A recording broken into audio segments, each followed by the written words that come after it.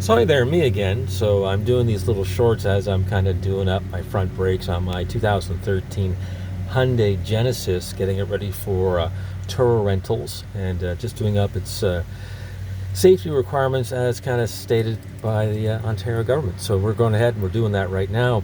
But I'm doing these brakes. As I'm going through it, I'm finding little things I like to point out. It's not a DIY video, so if you want one of those, there's a link down below. Somebody who has a production studio who's done a better job at it, better than I can do in my garage. I mean, in my backyard, essentially. So when we're doing these calipers, I just want to show this here. So when you're doing these calipers, it looks like whoever did them last, in order to get the pins out, just hammered them to kind of get them to move without, maybe they didn't realize it had the little cotter pins in it. I'm not sure. But the other one is, it seemed like they were having a real difficult time getting these pads in. And it looks like they've gone crazy with shims and a whole bunch of other little things. So it's just stuff that I've noticed that it looks like it's perhaps a DIY or an apprentice, like maybe a first week apprentice did it together. So things that if you're doing it, you can actually get in to these pads.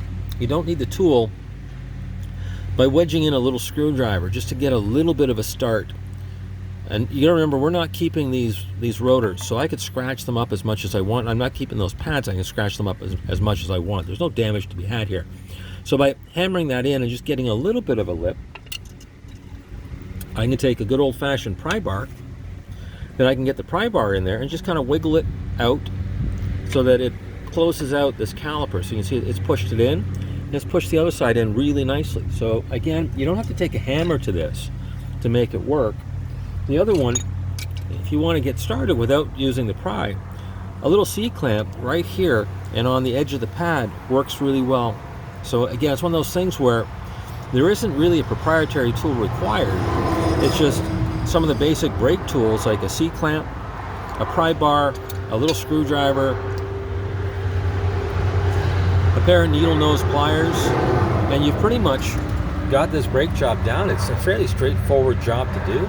It's one of those things where if I wasn't taking these little breaks to shoot little videos, I'd probably already have this done within 30 minutes. So the shop that I was going to was going to charge about an hour labor on each side. So it's one of those things where this is definitely worth doing on your own, and it isn't really rocket science.